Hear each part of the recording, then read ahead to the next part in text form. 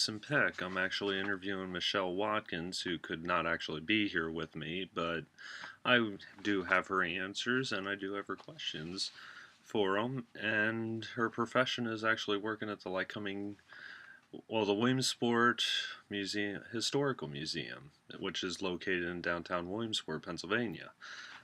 She has messaged me all of the questions by email, and I was able to get a little few artwork designs actually made for her too.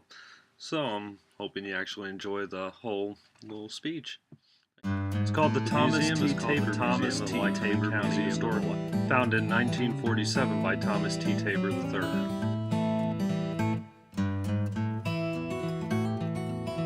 Here you can actually see a picture of Thomas. My first question to her was, what do you see as the role of visual arts in our mass mediated world, in particularly in your profession? What she responded was, painters and artists are a very big part of creating visual arts, which is something that I see a lot of throughout the historical museum. Of course, without them, I would not have a job, but also many museums would miss out on many paintings and sculptures. These people do not get as much credit as they deserve, especially for the fact that they are the ones who create many buildings and landmarks around the world, which is kind of true. Because you look at the Eiffel Tower or Statue of Liberty, I mean, many of that has actually taken many years to actually build, sometimes even decades. I mean, a lot of times it's always incredible at the fact that the art form that can be used. This is one of the Indian burial grounds that's actually formed inside of the museum. It's actually incredible at the work it is, but you can also see in our textbook for them of some of the designs that they have used in Greek times. Question number 2 was, with new communications and media technologies, imagery is almost instantly available. Do you believe that this is having a positive or negative influence on the industry? And provide an example. She's actually messaged me back with, new technology is having a negative influence, definitely. The imagination is beginning to disappear in many artists' heads, and the new technology, internet and computers, fill in those areas with fake images, thus not showing a true creative work of art.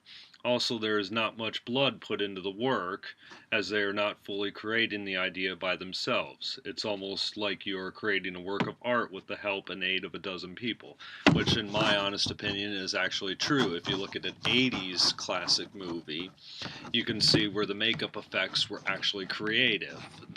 It was all hands done. It was all using your imagination, to where now it's just using a computer and sitting in front of there and not really doing the work. What popular images do you see that are frequently rechanneled throughout the entertainment industry? The Mona Lisa has been used in the Da Vinci Code film, but also writers and directors like Clive Barker use many of their own works into their films. I'm actually a Clive Barker fan too, not the best, but apparently she is. And I do agree that he does use a lot of his own artwork inside of his own films, but I also see Tim Burton doing that too with his classic Gothic style. Number 4, are there particular images that this industry has popularized and or creative?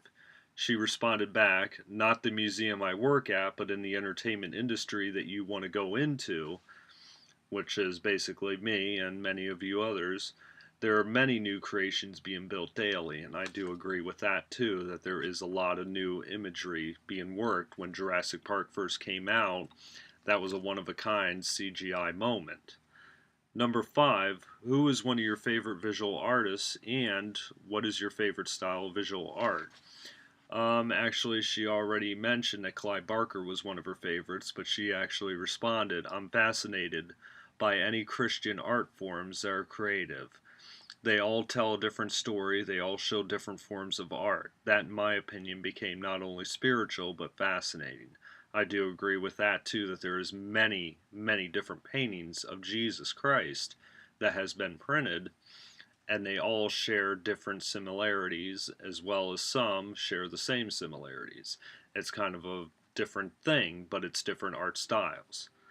Number 6, how has your knowledge of famous artworks influenced your creative process? She responded, "I'm not really an artist, but I love looking at pictures by Thomas Kincaid." And as I looked up some of his things, he is a fascinating artist too that actually creates a lot of different works. I asked her why Thomas Kincaid, and she actually responded back a little while ago that she just loves his artwork. She loves the Christian designs on them. Now, that was actually a separate email that I didn't actually get the full thing of that wouldn't load. I also asked her if there was anything else that she would like to add, and she did not respond to me with that. So, as you can see, that even museum people have different kinds of things that they actually learn about. There's a lot of different images that you can see inside of museums and a lot of different kind of art form that not go back to just the past of Greek mythology, but also till nowadays too. It's just quite fascinating. I actually found one of Clive Barker's designs and paintings that he's done too and included it with this. And actually here it is of a human that looks like he's coming out of a wall or a coat of skin.